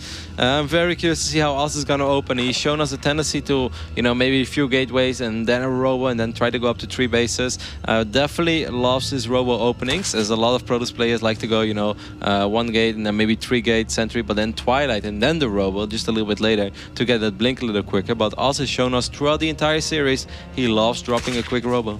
Yeah, we've seen him then move into the Stargate, and it's interesting now. Oh wow, actually he's going to open Stargate. This is something that we're seeing for the first time so far in this series. And it's really cool. You can take this to so many ways, but I think it's particularly cool because right now, if I was Revival, I would not be too worried about a Stargate opening. It's something that you definitely think about in the start of the series. You're like, all right, I'm going to play PvZ, going to be against Oz. Not particularly known for his Stargate openings, but, I'm going to be actively scouting and I'm going to keep it in the back of my mind. But after the 3 games that you just had, I think it's very unlikely that Revival is thinking of Stargate right now, which is not the end of the world, because not like, oh my god, there is a Stargate, I'm gonna lose everything.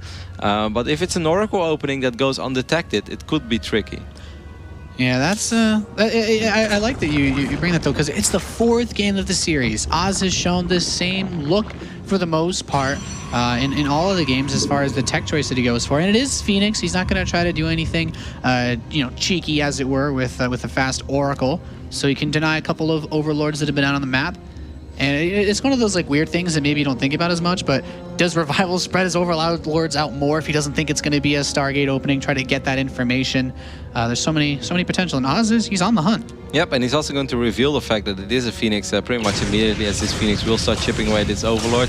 What I'm very interested about right now, Nate, is the follow-up from Oz. You know, I often say it, I like Phoenix openings. People who watch me play will see that I open Phoenix almost all the time. I think it's a very solid way to go at it. You know, you don't have to worry about Mudas that early on. If you keep them alive, you don't have to almost ever worry about Mudalisk, and you're guaranteed to do some damage. We see 2 Overlords will fall. It's going to be harder for the Zerg player to scout, but what is Oz going to do behind this? And by the looks of it, he's going to try to get away with a ridiculously quick turret base. This is 7 minutes after a Phoenix opening. This is bizarre. Like, even if you go 3 gate expand, or like let's say 1 gate fast expand, then 2 more gates, and then you want to go up to 3 gates, it's really this quick. And it's going to be tricky for Revival to scout, as he doesn't have anything. He doesn't even have control of the Zelnaga Watchtower. So this is really bizarre. If Oz is able to get that turret base up and running, if he creates a little bit of a Sim City there with a protected cannon, this could be very good news for him, because those 4 Phoenixes are going to be annoying. Here come those slow links. There is nothing there just yet, so this could be really annoying. Yeah, as I say, it's usually a popular choice for Protoss to follow this up with maybe a Void Ray, so that you get some level of low amounts of Lings or Roaches defense, but it's just a few Zealots with these sentries. He's gonna nibble on this Nexus, but he'll keep it alive, and it's actually a Hydralisk Den on the way for Revival. This is going to be very interesting. I have no idea how this is going to play out. I like Oz's position a lot, but he's not out of the woods just yet, and he's also dropping a lot of tech. You know, he made 4 Phoenixes, then he made an Oracle. That Oracle can sort of fulfill the role of the Void Ray, though, as it's excellent against the Zerglings. It will kill, you know, an unlimited amount of Zerglings in the blink of an eye. But right now, hey, is that a second Twilight, or am I crazy right now? I guess I'm crazy, right? Yeah. It just takes a long time to make a Twilight. Yeah. Just a little crazy. It's all good. But, you know, he's dropping a lot of tech. 4 Phoenixes, an Oracle, Twilight, Robotics Facility, Robo Bay, and 3 bases. It's greedy play from us, but so far he's getting away with it. He knows what he's playing against. We talked about this on the last map. Calculated greed, well, I guess with the opener at the very least. And he's trying to get away with as much as he can. He sees the Hydralisks that are out on the map. Of course, you know, you've actually mentioned this before, I think. If your Hydras get rallied out in the phase, they get caught off 1 or 2 by themselves, those Phoenix can be really, really annoying, and they can cut down those numbers very fast. But it's Blink, but it's going to hit way before anything like +2. So he's got, I feel like, a weird window here, but he is still going to move into Colossi, as we've seen him do many times before. Yeah, I'm a little worried for Revival. I mean, he's going to have units streaming across the map. He's doing this off 68 drones, so it's not super low economy, but I am afraid that by the time that these Hydras arrive, there will be photon overcharge, a few force fields will buy time, and as soon as 1 Colossus is out, 1 Colossus is going to shut this down. I am very worried, because if this doesn't do any damage, then you have to love Oz's position. Losing the Phoenixes could be deadly, though. He loses 1 of them immediately. You know, it's 73 arms play against 40, but I think with force fields, with that 1 Colossus, photon overcharge, I think Oz is going to be okay. Yeah, the Hydralisks do not have that speed upgrade yet either, so as these Zerglings move in, the Zerg army doesn't have quite the mobility that it wants. The Phoenix here, they're going to try to pick a few of these units up, and we're seeing just the force fields try to keep this army back, but he's actually got a pretty nice spread. There's no photon overcharge activated just yet, so these Hydralisks are getting in quite a bit of damage. Another cannon finishes up. There's not actually enough energy to use a photon overcharge, and the Mothership Core gets picked off. These Hydralisks doing, I feel, a little bit more damage than maybe even we were expecting them to. Oh, quite a bit more damage, actually. That Mothership Core going down with 90 energy. Why did it have 90 energy anyways? I don't really understand this. But it went down. A couple of Hydras will get lifted, but Oz is taking way more economic damage here than I thought he would. Maybe he should have taken out those rocks. It would have been easier for him to defend. But look at these Hydras. What looked like something that would have been possible for Oz to defend went disastrous. Yeah, this is a phenomenal timing for Revival. This is exactly what he needed. This Nexus in here with no health. Hydralisks picked that off. He's moving into a hive behind this, taking that 4th base. And even these gateways getting picked off, that's going to slow down the production down to just 69 supply. How does Oz come back from this position? This is so rough. This is very, very, very rough, and by no means was this absolutely all in by Revival. You know, this was a reasonable commitment, but this was not like, oh, if I don't kill this third base right now, I am dead. I would have liked Oz's position if he didn't take too much damage there, but it would have still been possible for Revival to make stuff happen, like we saw Revival and Eon make stuff happen against Protoss players. But right now, with the insane amount of damage that he did, you have to love his position. He doesn't have to push the issue here at all, even though I think, you know, he almost could, but We all know how strong Colossus are if they play the role of a bouncer and the natural of a Protoss base. They can roast Hydras for days, so Revival knows it as well. He's just going to back off. He has Hive Tech on the way, and he has to feel very pleased with how that attack went. Yeah, this is a great position for Revival, and I feel like if you are Revival, you just get out, max out, get maybe 3 or 4 Vipers, and then there's absolutely no way that he can get Templar out in time to go for any feedbacks. Just push him with a max out. Yeah, they're the Vipers on the production tab. Yeah, makes perfect sense. Only 2 Phoenix remaining as well. So it's not like Phoenix is going to hover in from the side and try to pick off a Viper or something. It makes perfect sense for Revive to follow this up. He is almost maxed out. Also only at 100 supply. There's just no way after losing that 3rd Nexus he won't have access to that 5th and 6th assimilator. So that means no way he can drop a Templar Archives with enough high Templars and still continue Colossus production, you know. Either he wants to make sure that he's fine against the Vipers, but then he's gonna lose the battle on the ground, or he makes a lot of Colossus and then they're very susceptible to abducts. Yeah, this is about as rough as it could really get for Oz. His 3rd Nexus will be complete in maybe like 25 seconds, so Revival's already maxed out. He's going to start to build up a bank. He's already got in the back of his mind, okay, once I make this push, what I can do after, just remax, go for another attack. He's adding another Evolution Chamber, and Oz he's kind of out there, really. This is a great position, I feel, for Revival to take an engagement because of how well he can spread these forces, and because of that, Oz actually steps back up that ramp. He's like, well, maybe I can't hold on to this 3rd. He's actually just going to try to press into it anyway, abducts a few of them, actually abducts the hallucinating Colossi. That's about as much as you can ask for if you're Oz. Yeah, that's actually very well done, hallucinating a few of these Colossus, and the Void Rays did fall immediately, but at least the real Colossus are still alive, and Oz is putting up a pretty serious fight over here. I love the Revivals bringing the Spore Crawlers, but now the real Colossus will get abducted in. Come over here is what the Vipers say, and Oz will realize what time it is. GG, and Revival evens up the series. Great play by Revival. I wanted to say great play hallucinating the Colossi, but Revival, I feel like being able to get those extra abducts in with his bagged lunch Spore Crawlers was really nice. Those abducts pretty much sealed the deal. It's really cool. That's actually, once more to just continue that line between Revival and Heon. Heon was one of the first Zerg players to do that back then. Bring all those Spore Crawlers across and use them for extra abduct energy. Of course, I don't think it really made the difference here.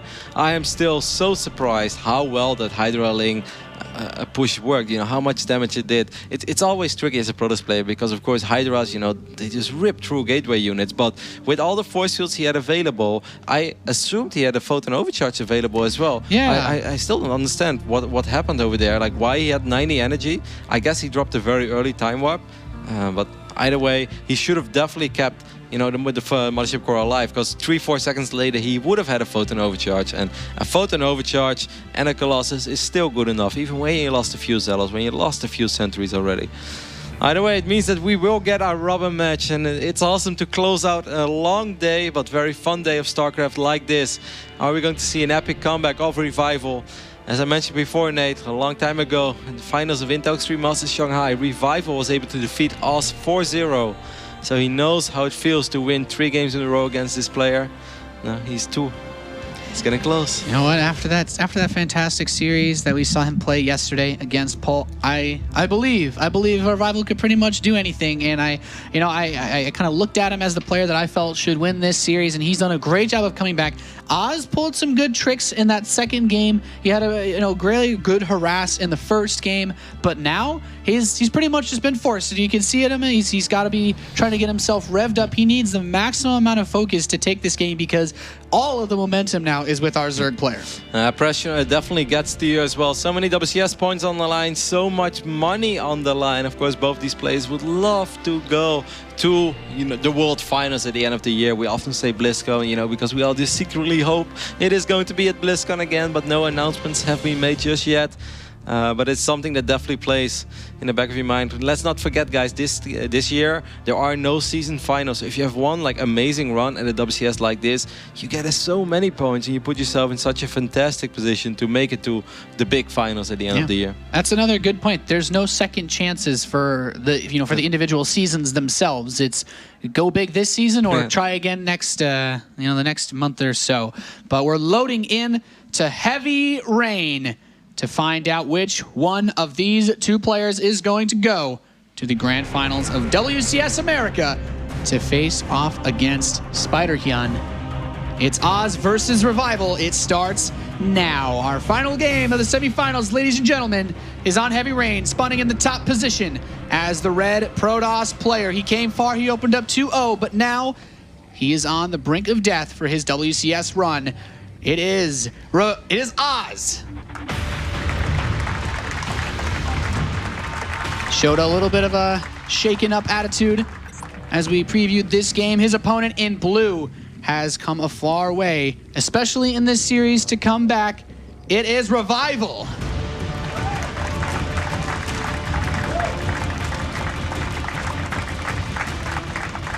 Man, what a series so far.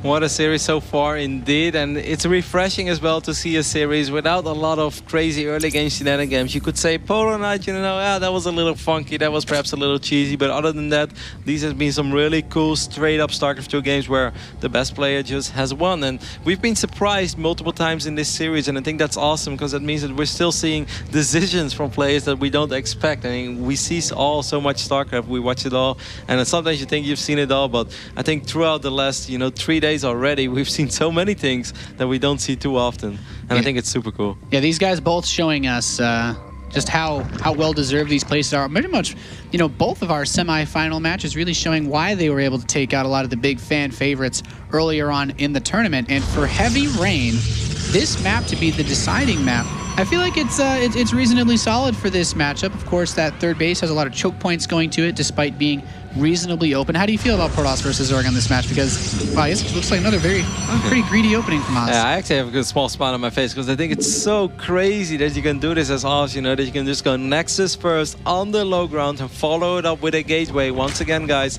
this is the greediest Protoss opening in the book. You're not like going Nexus first and then follow it up with a Forge or Nexus first after a Scout. No, Nexus first, no Scout into gate. It doesn't get more greedy like this in a game where there is so much at stake. And of course, we can all sit here and say like, Revival's not very well known for his crazy early pulls, but what if? Yeah. But you asked me what I think about the map. I think it's an awesome map. I find it very hard to play on because it's just a challenging map. It's something that you have to worry about a lot of things. A few strong two-base Protoss pushes are definitely possible, but then again, it's also a reasonable map for Swarmos. If the Zerg gets to that phase in the game, it can be a pretty okay map for Mutalisk because, they can fly from the turret very easily to the main to safety ground. So it can be tricky. Yeah, it's cool in the way that this is one of the more different maps that we've had in this season. There's not really a direct path to the enemy. You have that low ground valley that can be cut off with the rocks if you scout the early pressure. And I like this. Oz, is he trying to hide this Zealot from the Overlord? He took the long way out. It didn't really work, though. That Zealot is, bad luck Brian. He was hiding in plain daylight, but he thinks he's very, very invisible. He feels like Zero 2 right now. He's like, oh. He's like a Solid Snake creeping up on the walls, just trying to stay out of view. It's like, no, man, you ain't no Splinter Cell or something like that. Didn't work, but it's okay. It's cute that he tries. So once again, this is similar to the Altazim opening, where he tried to sneak 2 Zealots across the map. And if those Zealots stay alive until the Mothership Core and the Stalker arrive, it can be very annoying for a Zerg player who has almost no units out on the map at all. But as we saw, Revival did see it with his Overlord. It's very funny. Yeah, there's actually that Zergling still was nibbling a little bit. The Stalker was able to pick that off in Oz's base. So the Stalker's moving out across the map with this Mothership Core. He should spot this next Zergling coming into scout. The Stalker should be able to clean that up without too much trouble. It's really interesting that he's showing that probe as well. Like, if I'm a Zerg right now and I would see that probe, I was like, he's going to drop 2 more gates behind this and he's going to actually warp in units. It's something that Oz hasn't really done yet throughout this series, though. But, that one Zergling did see it. We know that Revive was one of the players that delays his extractors quite a bit as well. He's mining of both of them already. Roach 1 is being warped in, but this is still really interesting because when you basically say as a Zerg player, hey, I'm going to defend this with Roaches, actually now he fires up speed as well, but speed is going to be late, won't be ready to almost the 8-minute mark. So Stalkers can trade very well for the longest time, and Revival even abandoning this Queen just for now. Yeah, this is a very tense situation because that creep spread is not quite just there at the third base. He'd love to get this Mothership for. The Zerglings are going to fight these Zealots. Kites back. I actually don't like how this is going so far for Oz. I feel that Oz is running too much. He's not posing a real threat to Revival just yet. He does have that pylon going up, of course, but he already lost a unit. I feel Revival has an excellent idea what he's playing against. He has speed on the way. He's going to find that pylon. This has failed for Oz, and once you open up like this and you just don't do any damage with it, it's kind of bad. Yeah, I mean, it's just, you know, where else could those resources have gone at this point? He has a Forge on the way. He's finishing up his wall. And this Zealot, is he going to make it back home? He's so low. The Stalker's there says, sorry, buddy, had to keep the wall closed. I mean, of course, it's not a massive commitment just yet, but I'm a little bit worried for us because, you know, Revival's sitting comfortably on his 3 bases. Even if your Roach is being produced, perhaps he's worried that there is a hidden pylon out, you know, somewhere that he's like, hey, I found the first pylon, but suddenly soon there are like 6, 7 Stalkers with a few Zealots knocking on my front door. That would be really annoying. You know, worker-wise, it's okay, but right now Revival will have quite a bit of freedom. The Robo just now being warped in. If you compare this to some of the other games, you know, the Robo was a lot quicker. So Revival is still making Roaches. Perhaps he thinks that Oz is going to take a greedy third base behind this. And he's like, hey, if you're going to warp in a Nexus right now, I will be able to crush it. I'm a little bit surprised he's making that many units of 48 drones, but, you know. I feel like this movement out from Oz doesn't necessarily have to be fully committed because he has, you know, his +1 is nowhere near done. He has his upgrades on the way, and these sentries actually walk into a face full of Roach. The Zerglings might be able to split them off. He almost gets one, and sentries does grab one. Softens up another. He has to burn his force field as well. And look at this, these Roaches, the way that they're pathing up. So okay, smart. yeah, I was gonna say very smart use of the recall because he had a few Zerglings waiting up there as well if he tried to just go by ground. Actually, just now layer being used. I didn't even realize that. Just now layer attack being fired up. So that means that Revive is going to be stuck to what he currently has for the longest time. He's going to have a soft contain. I don't think he's going to go crazy. We don't have a photon overcharge, I guess, right? Because of that recall. Yeah, he's just a couple energy away. He can use it now. He will be. He's got his first Immortal out, and these Roaches without a photon cannon can actually still do a reasonable amount of damage. I think he should force field a few of them in, though. I don't really understand why. He's waiting so long. He traps 1 or 2. I think he could have gone for a few more. He's very, very careful with using that energy on this Mothership Core now. Baby Knight is one of the pros players that often points out how important Mothership Core energy is, and you don't truly want to use Photon Overcharge unless you really needs to.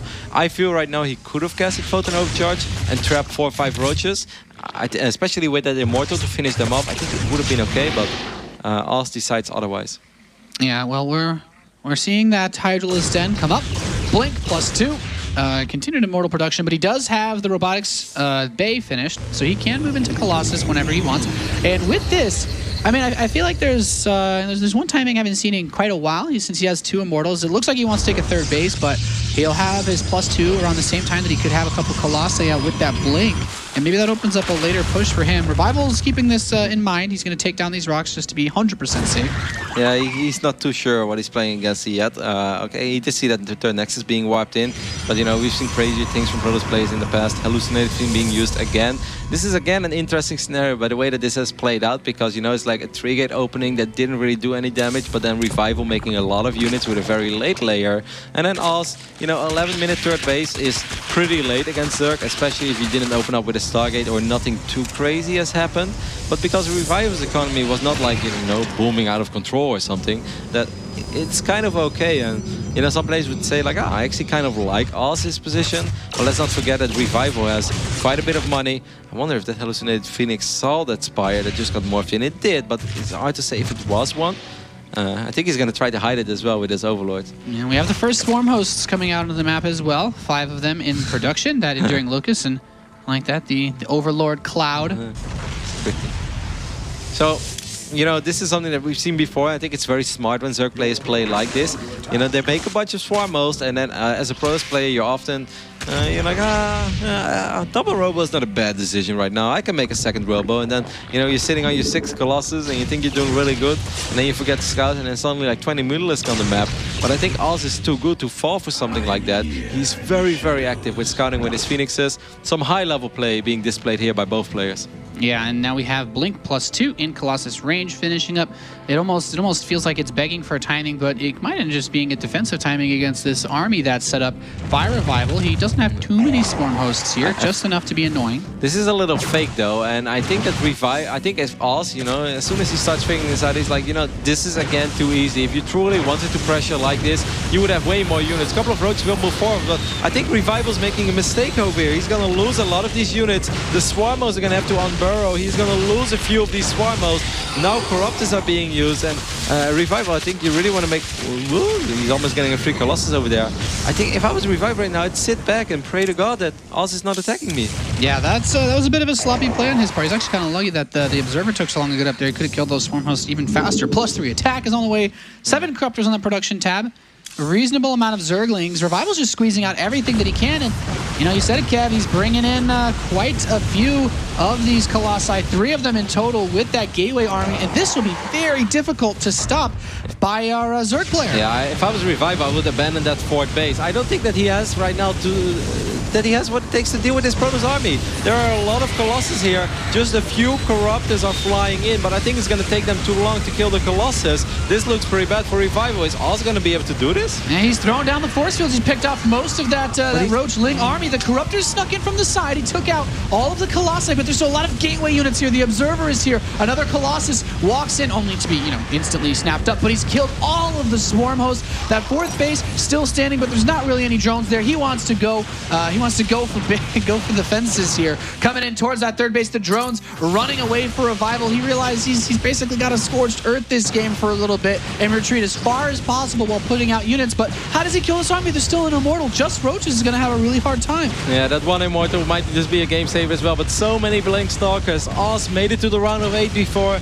He made it to the semifinals before, and perhaps this is the time when he's going to make it to the finals of WCS America, as he's running into the natural with so many Stalkers and that one Hero Immortal as well. Time warps are going down. And he's looking to just bring the end. The Roaches come down that main ramp. The drones being pulled. Oz wants to face Hyun in the finals of WCS America. Will he be able to do it? The Corruptors fly helplessly over this Protoss ball. Stalkers blinking back left and right. The Observers seeing everything even on the high ground and just pushing forward the Immortal. 21, 22 kills, racking them up is Oz as Revival throws his last few punches. GG. We will have Oz play versus Hyun in the grand finals of WCS America.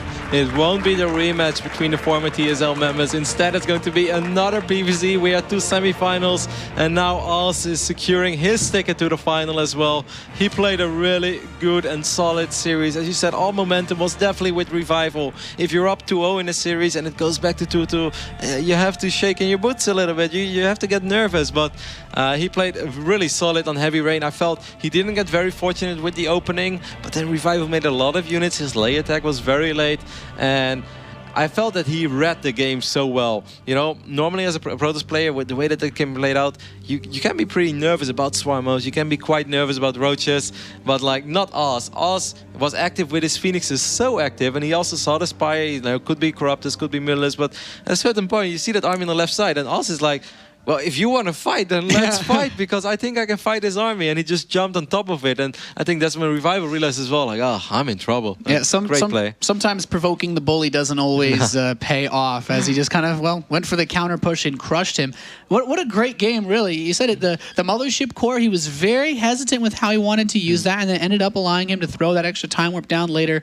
And really trying to defend that 4th base. He didn't have creep there. It was so difficult to get a good position for Revival. Oz really did a great job of just holding it together after losing those 2 maps. Yeah, I thought it was a very fun series, very versatile play by Oz being displayed as well, and just overall back and forth, some awesome StarCraft. I can't wait to see what Paul has to say about it, and of course our winner, Oz. So Paul, take it away. Thanks, Rotterdam. Yeah, with Oz. Congratulations, Oz. An amazing victory in the end. Explain to us how you felt when it was 2-0 and then it came back to 2-2. Were you worried in that last match? 일단 네, 아무래도 2대0에서 제가 3대0으로 이길 줄 알았는데 갑자기 이제 결승 간다 이런 생각을 하니까는 좀 막 굉장히 긴장되더라고요. 막 제가 막 신인도 아닌데 너무 긴장돼가지고 집중도 잘 안 되고 해서 조금 그때부터 좀 흔들렸던 것 같아요. 근데 2대2 되고 나서 좀 편안하게 하자, 좀 마음을 새로 잡았는데 잘 된 것 같아요. When it became 2-0, he was like, oh my gosh, this is it. I'm going to the finals. And so once he got that in his head, he realized he started getting really nervous for the finals. And that's when his concentration fell. And then all of a sudden he found himself at 2-2. And then at that point he said, you know what, I need to just calm down, play this game. And once he got that mindset, he was able to win it. Okay.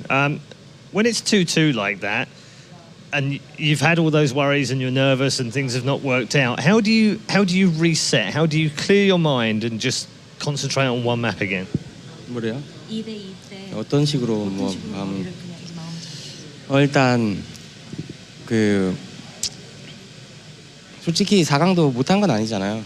근데 뭐 진짜 열심히 그래도 준비했는데 뭐 이렇게 집중력이 흐트러져서 제대로 된 경기를 펼치지 못하고 지면 너무 아쉬울 것 같아서 지더라도 좀 제대로 하자라고 스스로 계속해서.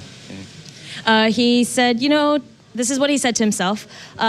Making it to semifinals is still not that bad. And he said, you know what, if I prepared a lot, and if I lose because of a loss of concentration, not because of a loss through skill, he would have just killed himself over it. So he said, you know what, just play it out as I've prepared, and I'll be all right. And that's what he did. Okay. Season 1, America, round of 32. Season 2, round of 8. Season 3, round of 4. Season 1 this year, grand final. What do you put that down to? How have you improved every single season? 일단 나이를 먹을수록 돈도 벌어야 되고 또 이제 더 조금씩 더 이제 간절하다 보니까 계속해서 이렇게 조금씩 발전한 것 같아요. 근데 아직 만족하면 안 될 것 같아요. He says, now that I'm older and as the years have gone on, he needs to make money and he's matured a bit, and so he can't get in his head right now that this is enough. He still needs to get that first place, and so he said it's basically the maturity over the years of all these tournaments and experience. Okay, that's fair enough. But I also want to know, Oz is a big name. We all know that you're a great player and you've been a great player for many years. But why have you not been able to grab that big Premier tournament? What has been the difference this year to get to that grand final? 전에 오즈라는 이름을 다 알고 있는 이름인데 왜 지금까지 우승 이렇게 큰 무대에 있었는지? 일단 그 뭐랄까 한 번이 정말 어려운 것 같아요.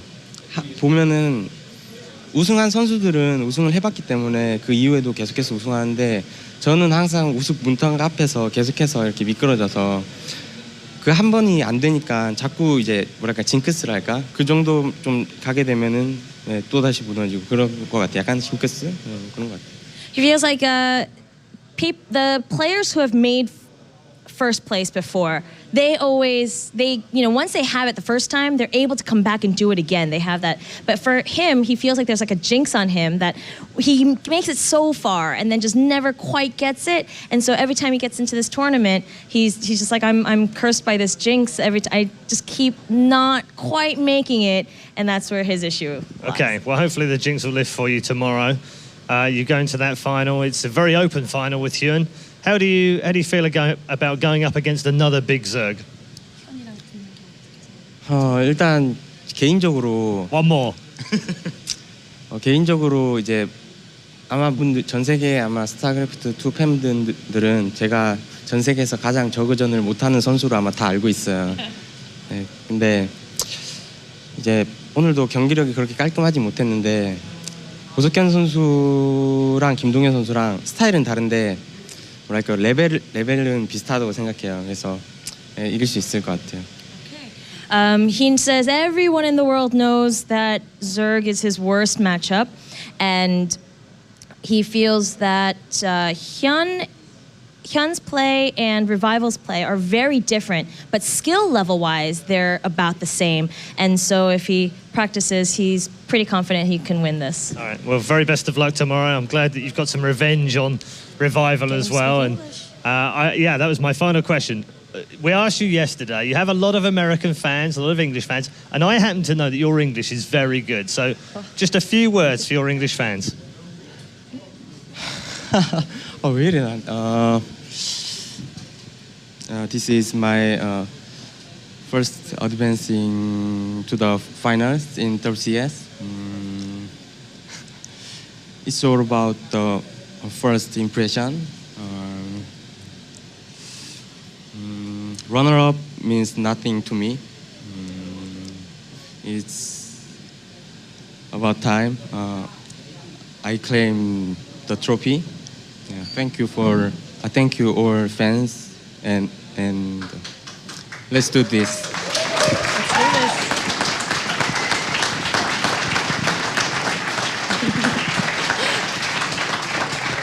Terrific. And as I said, I'm sure you'll agree his English is actually probably better than mine. Well done, Oz. He's through to the grand final. Let's check out with another Zerg just how the Protoss managed to beat him. Hey guys, I hope you enjoyed that series. I certainly did. And even though all the games were pretty good, the Habitation Station game showed some great Swarmos Roach play by Revival. I want to go back to that absolutely crazy first game where it looked like Oz was dead multiple times in that game. And it all starts with these Stalkers here on the right side of the map. Revival is attacking Oz at the same time at his third, and these Stalkers, they're really not that many, but they're going to get a lot of work done. First off, they start here by sniping this fourth base, which is a small victory. And as you can see on the production tab, the Void Rays are already starting. And now Oz just keeps pushing with these Stalkers into the third base. And they actually have +3 and Blink, so with the micro, he can actually get a lot more done than he should, and Revival's probably underestimating this a little bit. If you look at the supply, he's way ahead, and he does end up pushing these Stalkers back, but as you can see on the minimap, there's a pylon to the right side. And Revival is like totally killing Oz at this point. His third base is down. I'm pretty sure everybody was expecting this game to be over. But just in a little bit here, while defending, Oz warps in more Stalkers on the right side. At the same time, he's making Void Rays in his main base. And he just keeps harassing while Revival is pushing with his Swarm host towards Oz bases. And this looks like a small army, but it gets so much done. There's so many Roaches being sent back, and they just don't kill off these Stalkers barely. And what ends up happening is that these Stalkers stay alive. The Corruptors are out there protecting the Swarm host, and all of a sudden, to the left side of the map, the 4 Void Rays join this army, or just even more than 4, I think 5. And now Revival kind of has a huge problem because he has a bunch of Roaches in his main base, but he actually can't fight against those Void Rays and that Colossus like efficiently. And as you can see, he gets kind of absolutely destroyed. He does send the Corruptors back, but by the time the Corruptors are back in the main base, the Roaches are dead, and now Stalker Void Ray just rips apart these Corruptors. The Swarm hosts do end up taking Oz's new 4th base, but there's a new base already. And this is one of the craziest comebacks I've seen for sure. And really nice use of the Stalker harass against the Swarm host. And the Swarm host being slow, so they couldn't really do anything about that. But that's it for my analysis for this game. I hope you enjoyed it, and I hope you enjoyed WCS today. For now, we're going to go back to Paul at the social media desk. Thank you. Thank you very much, Matt. Actually, I've decided to move away from the desk and come and join the crowd out here. It has been a terrific night yet again of StarCraft 2 action. A phenomenal game to finish the night off as well. WCS America now has its finalists as well. Hyun versus Oz will be our second game tomorrow night. That'll be the grand final for America. And we'll also have the first game of the day as WCS Europe. It's going to be a terrific match, a rematch from Season 3 between MMA and MC. Now, we've got a couple of fun things to round out the evening here. First of all, the production crew have been, well, they've been enamoured with our American friends who've come over from America to help us out with WCS America. And in particular, they've really fallen in love with Nathanius. But they reminded him of someone and they couldn't quite put their finger on it until now. Let's take a look at what they've done. Look. That's right, it's Nathan Gervais from Simpsons. Yeah, that's pretty cool. I like that. And I'm pretty sure Nathan will like that as well. We've also got a very special draw to make right now. Now, yesterday we gave you guys at home the opportunity to win some collector's editions of both Diablo 3 and StarCraft 2 Heart of the Swarm. Today, we've given our crowd here, who've been terrific, by the way, a chance to win that collector's edition as well. We asked them simply to write down the 4 players they thought would win in order and get them all right. And if they did, they would go into the draw. I'm happy to tell you 11 of you. Yeah, 11 of the crowd got all 4 correct. Well done, people. Now, I'm going to do the draw live just so you know that this is absolutely legit. Now, the first name out, if you're not here, and I'm going to call it once only, and if you don't shout out, I'm going for another name, all right? So here we go. This is the winner of the Collector's Edition. This is going to be totally random. Going to pull one out. All right, let's have a look. Did you get all 4 right? MC, MMA, Hyun, Oz. Ting Wang. Hey, okay. Come over here. Squeeze through here, look, come round here. Come and stand here, look, I don't bite. Honest. There you go. How about that? Diablo 3, Reaper of Souls. Ladies and gentlemen, our winner.